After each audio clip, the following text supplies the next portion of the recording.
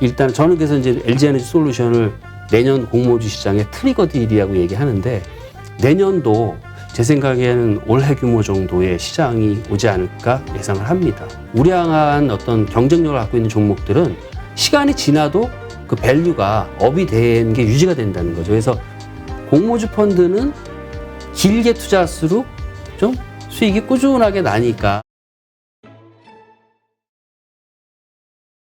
오늘 모신 분은 에셋원 자산운용 주식운용본부장이시죠. 최일구 부사장님 모셨습니다. 네, 안녕하세요. 일단 오늘 모시고 제가 듣고 싶은 얘기는 공모주와 관련해서 좀 듣고 싶거든요. 올해 참 공모주가 많이 나왔죠. 네. 상장됐고. 그래서 이제 많은 분들이 공모주 받으면 돈이 된다. 이거는 아니까. 네네. 근데 이제 워낙 그 배정받는 주수가 작으니까 적습니다. 예. 귀찮아서 안 하는 분들 사실 많거든요. 해봐야 뭐 몇 주 받는다고 네. 그 막 수고해가지고 이런 얘기 하시는 분도 있고 그래도 또 저 뭐죠 치킨 점심값 뭐죠 치킨값 번다 뭐 이렇게 얘기하시는 분들도 있고 어쨌든 많은 분들이 호응을 하고 있죠. 근데 이 공모주와 관련해서 올해도 정말 괜찮았는데 내년도 괜찮을 것이냐. 네. 그리고 내년에 괜찮다고 하면 우리가 그 괜찮은 시장에서 어떻게 수익을 낼 수 있을까 이런 부분에 대해서 좀 집중적으로 드리겠습니다. 네네. 질문을.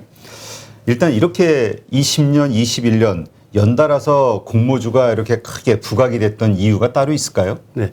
제가 생각하는 거는 그 작년에 그 3월을 중심으로 해서 팬데믹이 발생했잖아요. 그렇죠. 예. 이제 팬데믹이 발생하면서 이 세상이 좀 바뀐 것 같아요. 그러니까 비대면이라든가 언택트, 어떤 뭐 모바일, 그다음에 온라인 이런 비즈니스들이 굉장히 좀 이렇게 업이 되면서 그 안에 있던 어떤 유니콘 기업들도 있고 그런 수익 모델 플랫폼 기반의 비즈니스들이 굉장히 이제 성장을 하게 된 거죠. 그러면서 그런 것들은 사실 또 IPO를 하면서 한 번 더 레벨업을 해야 되거든요. 이제 그러면서 좀 더 가속화되었다. 그래서 제가 여기 지금 차트가 있는데 네. 2010년부터 그 공모주 시장에 그 상장한 종목 수하고 공모 금액을 한번 제가 이렇게 정리를 해봤어요. 근데 보면 2010년에 75개가 상장을 했는데 이게 9조 5천억 굉장히 큰 규모 역대급 시장이었었어요. 그때가. 네. 근데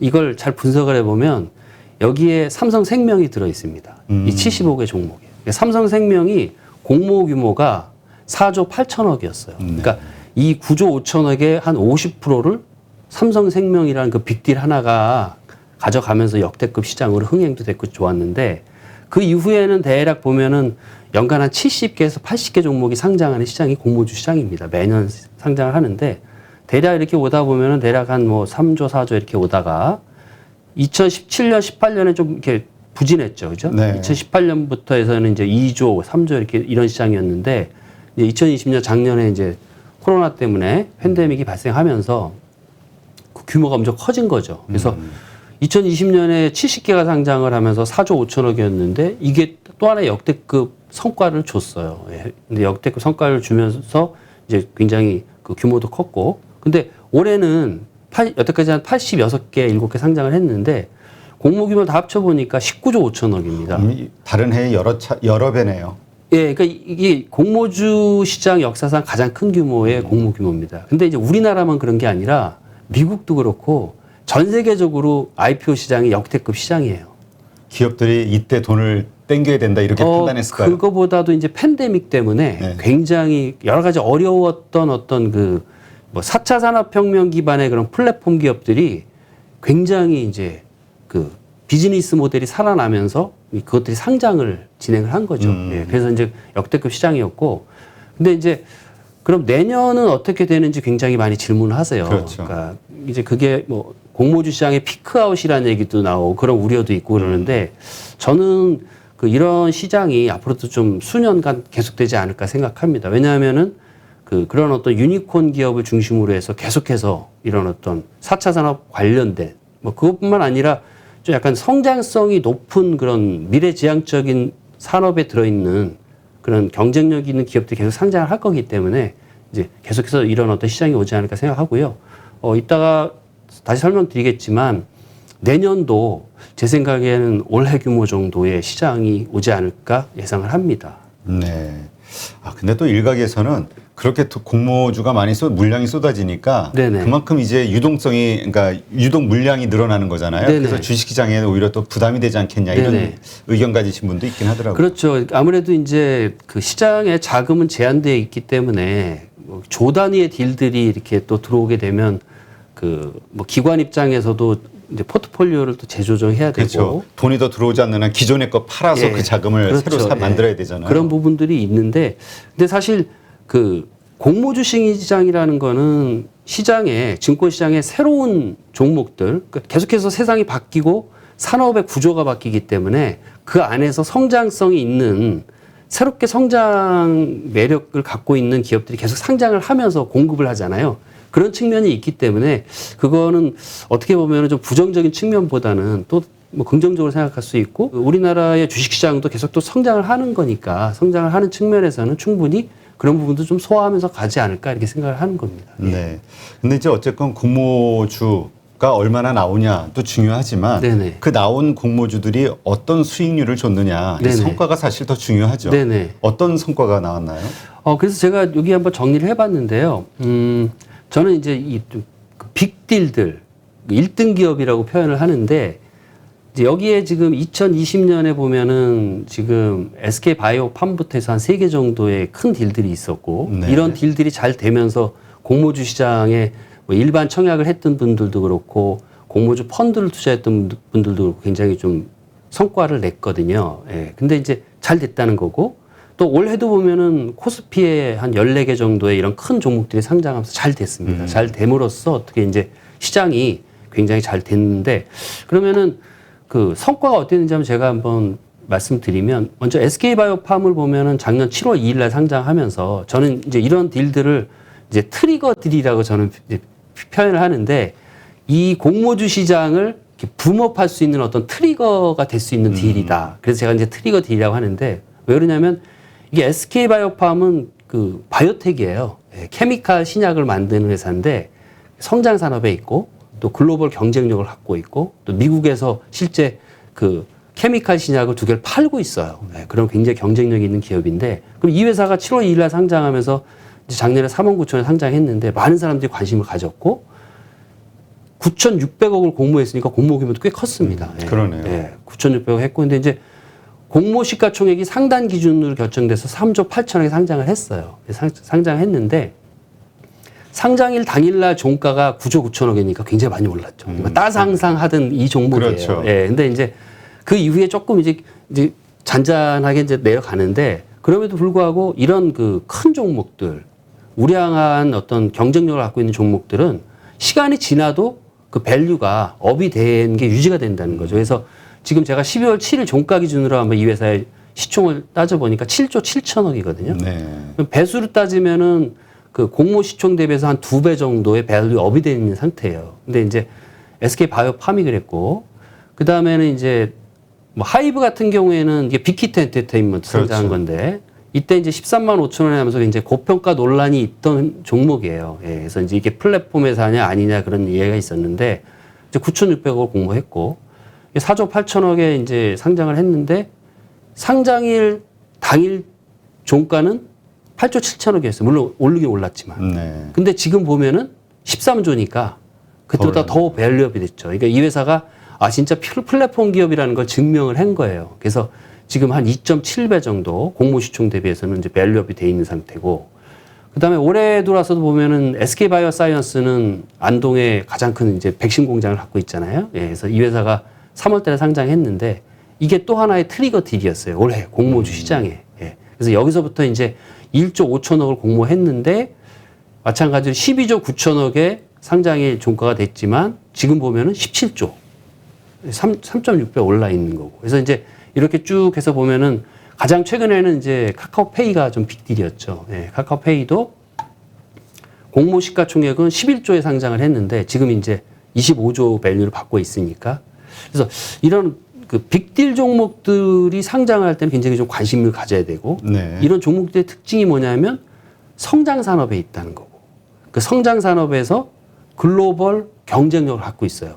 예, 그런 기업들이 상장할 때는 상장하고 나서도 1년, 2년이 지나서도 밸류가 업이 된 상태로 유지가 되면서 계속 밸류가 올라간다는 측면이기 때문에 이런 종목들을 좀 잘 눈여겨보고 해야 될 것 같아요. 예. 네. 자, 그러면 네네. 이제 많은 분들이 생각하는 게 자, 그럼 내가 공모주를 신청을 해서 받을 것이냐 아니면 네네. 상장했을 때 시초가나 아니면 뭐 이렇게 해가지고 네네. 눈치 보고 쫓아 들어갈 것이냐 네네. 아니면 좀 시간이 흘러서 정리가 좀 어느 정도 안정화되고 난 다음에 주가가 네네. 그 다음에 들어갈 것이냐 여러 가지로 고민을 하잖아요. 전략이. 네네네네. 네.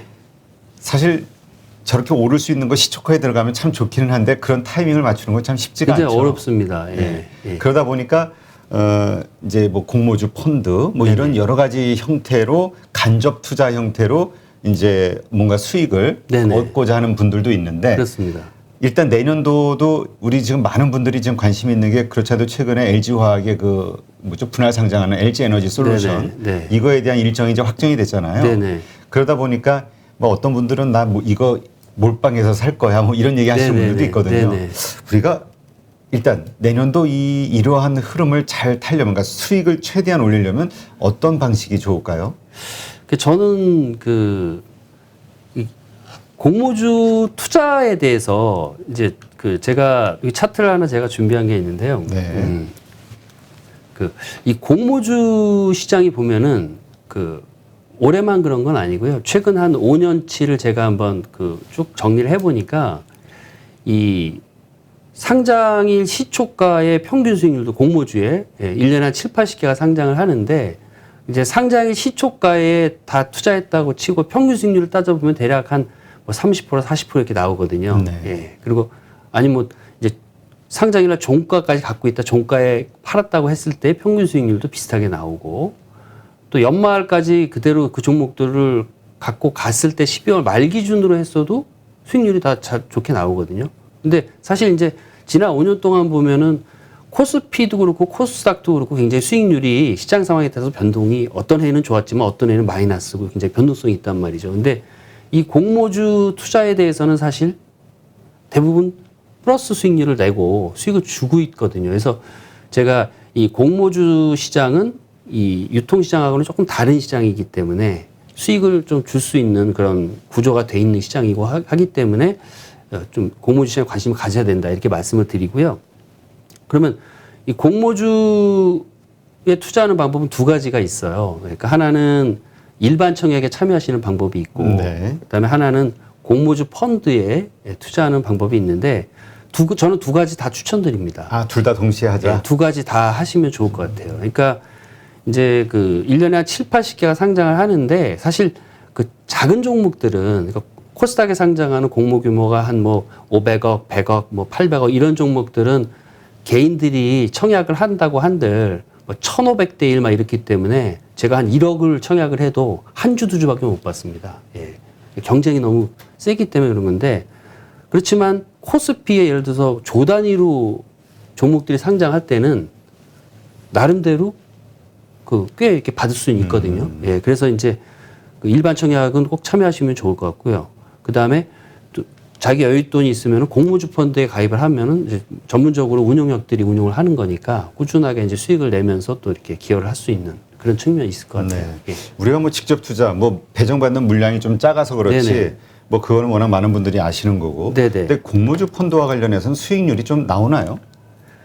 공모주 펀드는 사실 이제 목표 수익률이 그렇게 높진 않습니다. 그러니까 목표 수익률 자체를 공모주 펀드가 또 이제 펀드별로 자산의 특성에 따라서 여러 가지 몇 가지 종류가 있어요. 그러니까 예를 들어서 일반 공모주 펀드 같은 경우에는 전체 자산의 한 85% 정도가 국공채라든가 신용등급 AA 이상 나오는 채권을 한 85% 정도 넣어놓고 그리고 이제 공모주 수익식 들어가서 받아서 매도해서 수익을 이제 플러스 알파 수익률을 내는 이제 그런 구조가 이제 공모주 펀드 일반적인 공모주 펀드인데 그 펀드는 이제 목표 수익률이 좀 낮죠. 아무래도 채권이 대부분이니까 그렇죠. 85% 채권이니까 대신 안정적이겠지만. 그렇죠. 85% 채권이 수익을 줘봐야 뭐 한 1% 내외 주니까. 그렇죠. 예. 근데 이제 공모주에서 플러스 알파 수익을 내는 건데 그러면은 대략 제가 운용하는 펀드의 목표 수익률은 대략 한 3%에서 5% 정도를 목표로 해요. 네. 그러면 이제 그 수익률을 아웃퍼폼 하는 게 목표입니다. 근데 실질적으로 보면 그 정도 수익률은 열심히 내는 것 같고요. 그 다음에 이제 하이힐드 펀드라는 클래스가 있어요. 근데 이제 하이힐드 펀드는 하이힐드 채권을 정부에서 좀 육성하기 위해서 투자자들이 많이 좀 사달라는 측면에서 만든 제도인데, 그러니까 간단합니다. 전체 자산의 45% 이상이 하이힐드 채권이 편입이 돼야 돼요. 예. 근데 이제 우리가 하이힐드 하면은 미국의 그 정크본드 네네. 이게 떠올라서 네네. 이거 위험한 네네. 그 기업들의 채권이 전부 들어가 있어서 네. 이거 부도나면 이거 다 휴지 조각 되는 거 아니야 이런 네네. 생각할 네. 수 있잖아요. 근데 이제 하이힐드 채권이라는 거를 뭐 고위험 고수익 채권이라고도 하고 또 비우량 채권이라고도 합니다. 네. 근데 이제 거기 종목들이 한 열 몇 개밖에 안 됩니다. 실질적으로 편입할 수 있는 종목은. 그러면 대략 이제 저희가 주로 편입하는 종목들을 보면 뭐 대한항공, 현대 두산인프라코어, 키움캐피탈 이 종목들이 하이힐드 채권이에요. 아. 굉장히 나름 괜찮은 종목들입니다. 많이 알려져 있고. 그렇죠. 예, 예. 그래서 이제 그런 종목들을 한 45% 편입을 하고, 그 다음에 이제 채권을 좀 더 넣어서 한 65% 정도 채권을 가져가고, 그 다음에 이제 그 공모주를 받아서 팔아서 이제 플러스 알파 수익률을 내는 게 하이힐드 채권이에요. 근데 이제 하이힐드 채권은 그런 하이힐드 채권을 45% 이상 편입을 하다 보니까 혜택을 주는데 그 혜택이 그 코스피 상장하는 공모주의 5%를 우선 배정해 주는 혜택이 있어요. 아, 그래요? 예. 그다음에 코스닥 시장도 마찬가지로 5% 혜택을 줍니다. 근데 이제 코스닥 시장에 상장하는 종목들은 공모 규모가 몇백억 단위이다 보니까 5%를 우선 배정을 해도 사실 얼마 하이힐드 안 펀드에는 별로 배정이 안 되기 때문에 메리트가 없는데 코스피에 상장하는 조 단위 딜들을 5% 우선 배정하면 꽤 혜택이 있어요. 그래서 그 코스피 시장에 좀 큰 종목들이 상장을, 올해는 코스피에 14개가 종목이 상장했으니까 올해가 좋은 해였죠. 그래서 그렇죠. 올해 같은 경우에는 하이힐드 펀드에 투자했던 고객들도 수익률이 꽤 괜찮습니다. 근데 이제 하이힐드 펀드는 제가 운영하는 펀드 같은 경우에는 목표 수익률을 대략 한 연 6%에서 7% 정도 목표로 하는데 그 정도 수익률을 충분히 잘 내는 것 같아요. 연 예. 6%에서 7%. 네네네.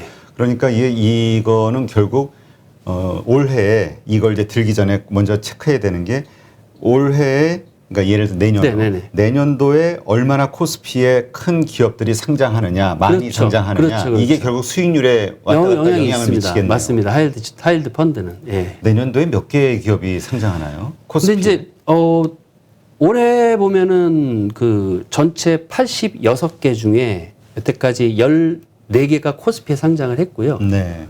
그리고 이제 나머지가 아마 코스닥에 좀 많이 상장을 하는데 내년에도 저는 올해랑 비슷할 것 같아요. 예. 그래서 이제 그 관련해서 내년 시장에 대해서 굉장히 좀 우려도 많이 하고 내년은 어땠는데 제가 아까 말씀드린 것처럼 내년에도 한 올해만큼 한 19조, 20조가 상장할 것 같다 이렇게 말씀을 드렸는데 일단 내년 간단하게 벌써 이제 지금 상장을 준비하고 있는 일정이 나와 있는 기업들을 한번 보면은 내년 1월 말에 그 LG 에너지 솔루션이 상장을 하거든요. 예. 좀 이따 제가 설명드리겠지만 LG 에너지 솔루션은 공모가 상단에 결정됐을 때 상단 기준으로 돼서 한 70, 상단 기준으로 이제 시총이 70조 2천억이고 공모 규모가 12조 7,500억이니까 그러니까 종목 하나가 12조 7,500억 원을 공모하니까 올해 86개 전체가 19조 5천억이었는데 내년 1월 말에 상장하는 LG에너지 솔루션 종목 하나가 12조 7,500억이면 한 65% 됩니다. 그렇죠. 종목 하나가 올해 전체 65%를 차지하는 종목이 상장하니까 일단 저는 그래서 이제 LG에너지 솔루션을 내년 공모주 시장의 트리거 딜이라고 얘기하는데 이제 그 종목의 트리거를 일으키고 그 다음에 2월 달에 현대 엔지니어링이 상장을 해요. 네. 현대차 그룹의 그 주택 사업도 하고 플랜트 사업을 하는 좋은 회사인데 그건 2월 달에 상장을 하고 그것도 코스피 상장입니다. 예. 그 다음에 이제 또 3월 달, 4월 달에는 이제 SK텔레콤 자회사 중에 처음 상장한 회사인데 이제 그 앱스토어가 있어요. 원스토어라는 회사가 원스토어. 있어요. 예. 네. 원스토어가 그 예비심사 청구를 했으니까 11월에 했거든요. 예. 그러니까 청구하고 나서 4개월 있다 보통 상장을 합니다. 네. 그래서 대략 제 생각에는 원스토어는 한 3월 말에서 4월 초에 상장할 것 같아요. 그러니까 벌써 빅딜들이 벌써 코스피 상장하는 빅딜이 제가 3개가 있잖아요. 벌써 1분기에만. 예. 그리고 이제 뭐 카카오 엔터테인먼트는 지금 제 생각에는 내년 상반기에 청구를 해서 하반기를 이제 시작을 할 것 같아요. 하반기에 상장할 것 같은데 카카오 엔터테인먼트도 좀 이따 설명드리겠죠. 굉장히 좋은 회사고 규모도 큰 딜인데 그게 코스피 상장을 준비하니까 이제 코스피 시장에 대한 기대감도 있다. 이렇게 볼 수 있을 것 같아요. 그러면은 우리가 그 말씀하신 하이힐드 그 펀드에 들게 되면 네. 정확하게 상품명이 어떻게 되는 겁니까? 하이힐드 펀드라고 하면 되는 건가요? 그렇죠. 하이힐드 펀드죠. 예, 이 공모주 하이힐드 펀드라고. 공모주 하이힐드 펀드에 예. 하게 되면 네. 일단 이 펀드는 지금 말씀하신 LG 에너지 솔루션이 됐든 이런 거에 그 수요 측에 참여를 해서 이제 참여해서 배정을 하는 거죠. 5%를 받을 수 있는 건가요? 5%가 아니라 이제 전체 하이힐드 이제 예를 들어서 그 LG 에너지 솔루션의 전체 공모 규모가 네. 상당 공모가가 상당히 30만 원이거든요. 만약에 30만 원이 결정됐다고 가정하면 그 전체 공모 규모가 12조 7,500억을 공모를 하는 거예요. 그러면 12조 7,500억의 5% 대략 한 6,500억 될 거예요. 네네. 그럼 그 6,500억을 하이힐드 펀드들이 나눠 갖는 거죠. 예. 그러면 지금 하이힐드 펀드 근데 이게 하이힐드 펀드가 또 그럼 많으면 네네. 이거 다 조각조각 나누면 또 얼마 안 되는 거 아닌가 이런 예. 질문이 생길 수 있잖아요. 예. 근데 이제 하이힐드 펀드도 그렇고 이 그 IPO 펀드, 공모주 펀드들은 좀 제한돼 있어요. 아, 예. 그래요? 어느 정도 사이즈가 지금 있는 그러면 상태입니다. 우리가 그냥 흔히 알게 되는 그냥 일반 공모주 펀드 네네. 이거와 공모주 하이힐드 펀드 네. 이거와 배정받는 물량을 네네. 뭐 단순 수치상으로 뭐 비교하기는 그렇지만 뭐 몇 배 정도 더 받는다 이렇게 표현할 수 있을까요? 근데 이제 그거는 종목별로 케이스 바이 케이스로 다른데 뭐 코스피 상장하는 좀 큰 딜들 같은 경우에는 제가 경험적으로 그냥 이렇게 보면은 다 다르지만 대략 하이힐드 펀드가 일반 공모주 펀드 대비해서는 한 2배 이상은 받지 않나 이렇게 생각이 되고요. 그렇군요. 예. 그래서 만약에 한다고 하면 그 대신 이제 하이힐드 펀드는 대신 이제 그 뭐라 그럴까요? 그 리스크가 있는 기업들의 채권이 조금 포함될 수 예, 있다. 그렇습니다. 예, 예. 그러나 지금 말씀하신 대로 그 기업들이 말씀하신 뭐 대한항공이나 대한항공, 이런 그렇죠. 회사들이기 때문에 네네. 우리 그냥 속된 말로 부도날 위험은 그렇죠. 관리가 충분히 되는 업체들만 크지는 이제 않다. 편입을 한다고 보시면 될 것 같아요. 네. 일단 하이드라는 말 자체가 겁을 줘가지고 네네. 네 하여튼 뭐 투자하시는 분들 간접 투자 공모주 생각하시는 분들은 일반 공모주로 갈 것이냐 공모주 하이드 펀드로 네. 갈 것이냐 예, 그렇게 이제 두 개가 있고 그다음에 이제 코스닥 벤처 펀드라는 게 또 하나 있어요. 네. 예, 공모주 펀드 중에 그러니까 이제 코스닥 벤처 펀드는 2018년 4월 5일 날 처음 제도가 런칭이 됐는데 이거는 이제 그 이름에 벤처 펀드가 이름이 있는 것처럼 이제 벤처 기업 주식을 좀 많이 좀 부스팅 하려고 투자를 이제 이렇게 육성하려고 정부에서 만든 제도라서 이게 이제 전체 자산의 50% 이상을 벤처 기업 주식을 넣어야 됩니다. 예. 그러니까 상장사건 비상장사건 관계없는데 벤처 기업 주식을 넣어야 돼요. 그래서 대부분 이제 코스닥에 상장되어 있는 벤처 기업들이 들어 있어요. 그다음에 그 50% 중에 또 15%는 신주여야 돼요. 아 신주 예, 신주 유상증자 통해서 그러니까 받은 신주. 투자를 활발하게 해라 벤처 기업에 예. 그렇게 그 요건을 충족을 하게 되면 그 소득공제 혜택을 주고요. 그다음에 코스닥 시장에 상장하는 공모주의 30%를 우선 배정을 해주는 거죠. 그래서 코스닥 시장에 아무래도 많이 상장을 하니까 코스닥 벤처 펀드가 좀 유리한 그 펀드예요. 그래서 이제 그 또 공모주 펀드를 투자하실 때는 이제 일반 공모주 펀드가 있고 하이힐드 펀드가 있고 코스닥 벤처 펀드가 있고 요 세 가지 중에서 이제 선택해서 가입을 하시면 될 것 같아요. 네, 그렇군요. 일단 전반적인 이제 이해가 돼서 이제 방송을 보시는 분들이 아 내가 직접 투자하고 내가 공모주에 대한 그 기대 수익이 좀 있으신 분이라면은 네네. 말씀하신 그런 세 가지 펀드 가운데서 네네. 뭐 하나가 됐든 두 개가 네네. 됐든 본인들이 이제 선택을 하겠죠. 네네. 그렇게 이제 투자를 하는 건데 네. 그러면 이거는 이제 다달이 월 불이익으로 가는 건가요? 아니면 어떤 목돈으로? 근데 이제 펀드는 보통 이제 그 공모 펀드가 있고 사모 펀드가 있어요. 네. 그래서 이제 공모 펀드는 대중들을 위해서 이제 만든 펀드니까 뭐 가입하는데 금액 제한이 없고 뭐 적립식으로 한 달에 뭐 10만 원씩 100만 원씩 넣어도 되고 또 환매도 언제든지 가능하고 이제 환매 수준은 있을 수 있지만 이제 그런 게 이게 공모 펀드고요. 사모 펀드도 있죠. 사모 펀드는 대신 이제 3억 이상 가입을 해야 돼요. 예. 그래서 그런 차이가 좀 있습니다. 그러니까 이런 똑같은 상품이라 하더라도 네네. 똑같은 공모주 펀드라 하더라도 그렇게 사모 펀드냐 공모 펀드냐에 따라서 액수가 달라질 수 있다. 그렇죠, 조건이. 그렇죠. 예. 네, 이렇게 이해하면 되겠군요. 네. 네. 자 그러면 내년도에 상장하게 되는 그 LG 에너지 솔루션 네네. 그것이 근데 이게 또 있어요. 공모주 펀드를 들면은 언제 동안 얼마 동안 들어야 될까? 네네. 왜냐면 펀드도 네. 그 그 보니까 투자 잘하시는 분들 보니까 네. 펀드 가격이 올랐을 때 환매하고 또 떨어지면은 네네. 또 그때 가입하고 이걸 또 이렇게 몇 년 주기로 이렇게 반복하시는 분들도 있긴 하더라고요. 네네. 어떻게 이 펀드 투자는 그냥 다 있고 그냥 매달 이렇게 적립식이 됐든 돈 집어넣고 가만히 있든 이렇게 네네. 있는 게 편한 건가요? 네. 아니면 어떤 또 스킬이 있나요? 근데 이제 그거는 그 투자자의 어떤 그 자산이나 자산 특성이나 뭐 어떤 그런 부분들에 따라서 좀 전략이 달라질 수 있는데 뭐 두 가지 다 가능하다고 보고요. 그러니까 기본적으로 매달 얼마씩 이렇게 뭐 저축을 하듯이 그 공모주 펀드를 가입을 하는 것도 좋은 방법이 될 수 있고 아니면 한 번에 가입했다가 이제 어느 일정 시점에 수익률이 본인이 목표한 수익률이 왔을 때 환매를 하셔도 되고 이제 그렇게 보고요. 근데 제가 경험적으로 이렇게 공모주 펀드를 운영하면서 느끼는 거는 공모주 펀드는 길게 투자할수록 좀 수익이 꾸준하게 나니까 좀 편안한 그런 나름대로 이렇게 시장의 변동성하고 관계없이 조금 편안하더라. 그래서 이제 좀 6개월, 1년 좀 길게 투자하시면서 수익이 좀 많이 났으면 그때 한번 환매하셔도 되고 예, 그렇게 하면 좋을 것 같아요. 네. 예. 환매하게 되면 그 환매 우리 뭐라죠? 위약금 뭐 이런 환매 게 수수료. 수수료라고 네, 하나요? 네. 그러니까 보통 내가 가입을 할 때 네, 기간을 설정하고 들어가나요? 처음에 기간을 계약- 설정 안 해도 됩니다. 안 해도? 예, 그냥 가입을 하면 됩니다. 그러니까 그냥 중간에 해지해도 그렇죠. 별 큰 어떤 데미지는 없다. 그러니까 이제 환매 수수료가 있는 펀드가 있고 없는 펀드가 있어요. 근데 이제 환매 수수료 보통 있는데 있는 경우에는 예를 들어서 3개월 안에 환매를 하면은 이제 수익 난 거에 한 70%를 놓고 나가는 거죠. 예. 그럼 자기한테 잘 괜찮다 싶은 어떤 펀드를 네네. 이렇게 선택하는 어떤 요령 같은 게 있을까요? 방법이? 이제 뭐 펀드가 액티브 펀드, 패시브 펀드 여러 가지 종류가 있을 수 있고 IPO 펀드, 공모주 펀드도 있는데 저는 공모주 펀드를 운영하니까 네. 그 좋은 공모주 펀드를 선택하는 뭐 팁이라고 해야 되나요? 네네. 근데 그거를 좀 간단하게 설명을 드리면요.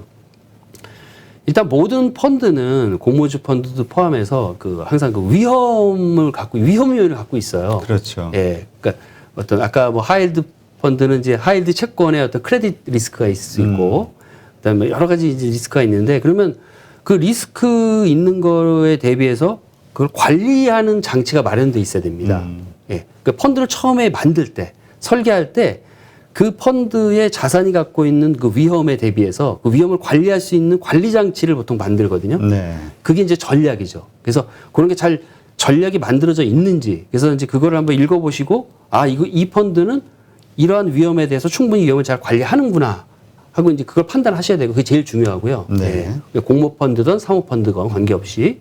그다음에 두 번째는 이제 그걸 운용하는 사람이 중요하잖아요. 그렇죠. 예. 사람이 하는 거기 때문에 그러면 운용하는 사람의 그 과거의 경험, 역량, 레퍼런스가 그 펀드를 운용하는 전략을 운용하는 데 있어서 충분히 검증이 되는지 이제 그걸 보는 게 확실히 중요하고요.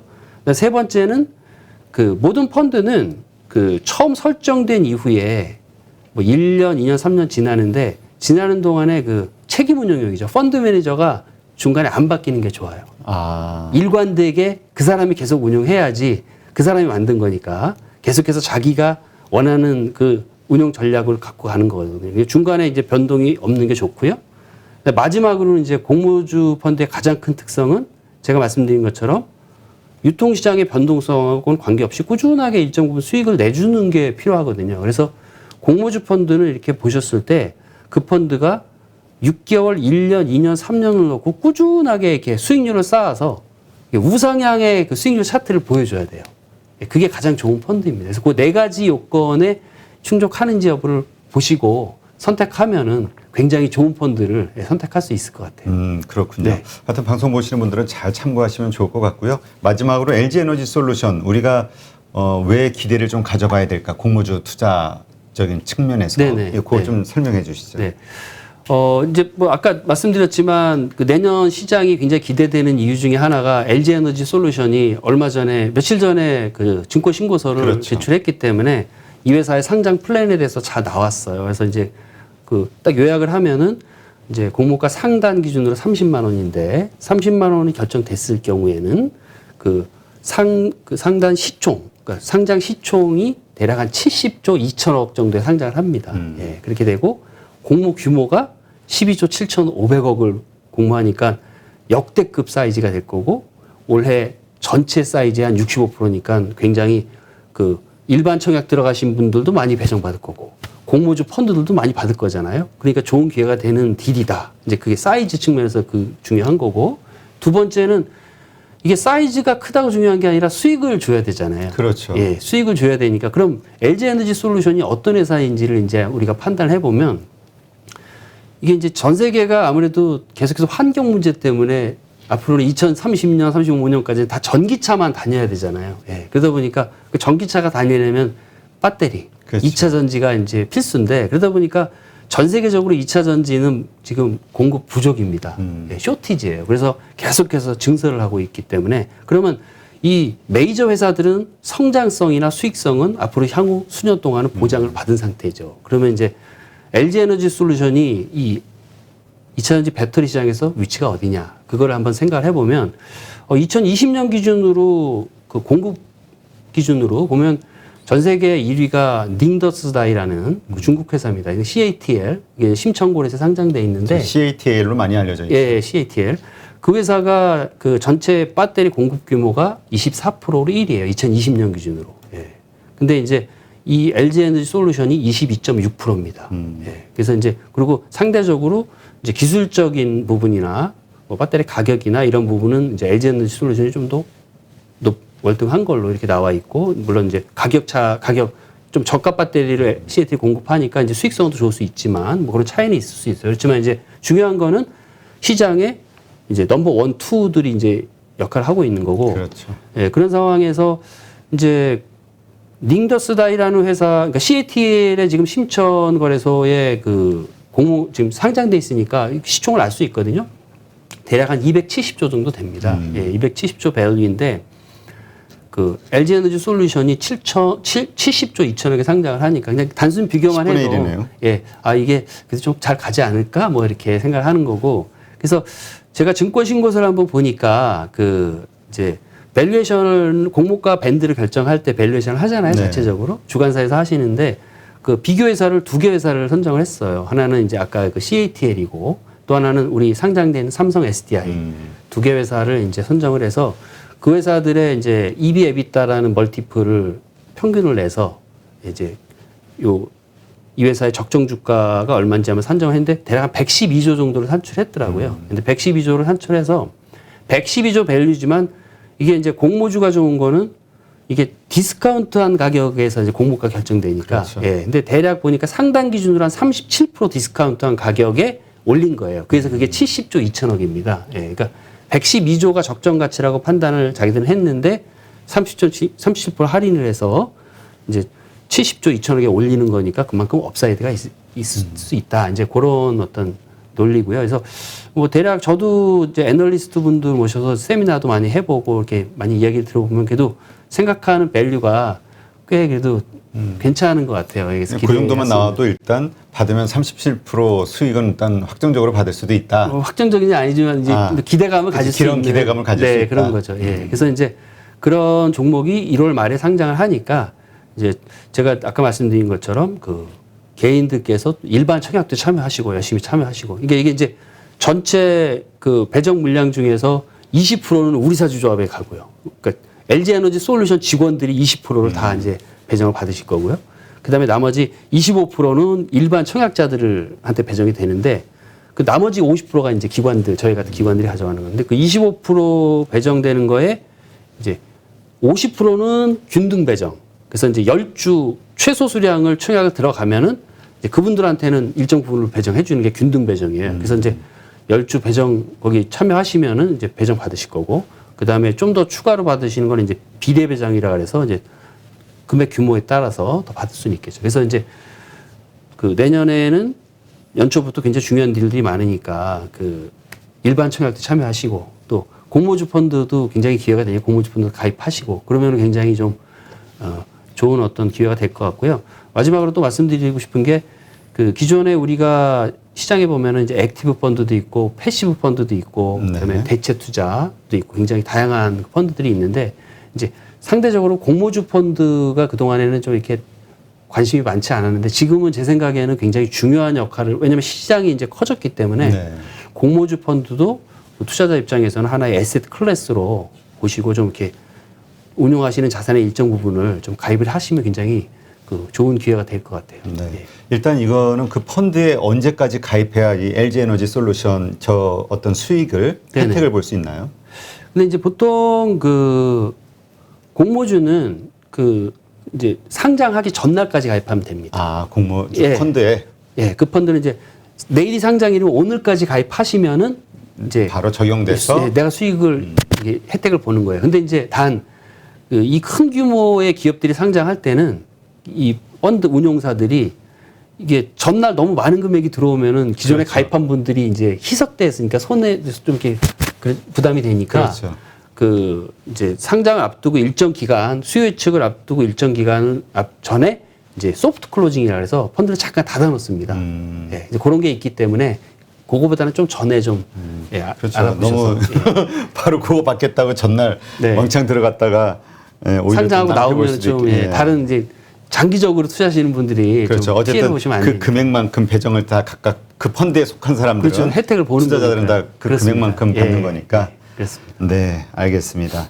네, 하여튼 방송 보신 분들 그 LG 에너지 솔루션이라든가 또 현대 엔지니어링 뭐 이거 워낙 회자가 많이 됐던 종목들이라 이거에 대한 기대감 있으신 분들은 공모주 펀드, 그다음에 공모주 하이힐드 펀드, 그다음에 벤처 코스닥 벤처 펀드. 코스닥 벤처 펀드 네. 요 세 가지 상품을 한번 잘 살펴보시고 자신에게 어떤 게 적합한지 선택하셔서 이거는 다 증권사에서 가입하는 거죠. 근데 증권사나 은행에서 가입하십니다. 은행에서 네. 네. 한번 선택하시면 내년도에 있게 되는 여러 가지 이 공모주 시장에서 어떤 큰 수익을 얻지 않을까 생각이 됩니다. 네, 이제까지 에세돈 자산운용 최일구 부사장님과 함께했습니다. 오늘 좋은 인사이트 고맙습니다. 네, 고맙습니다.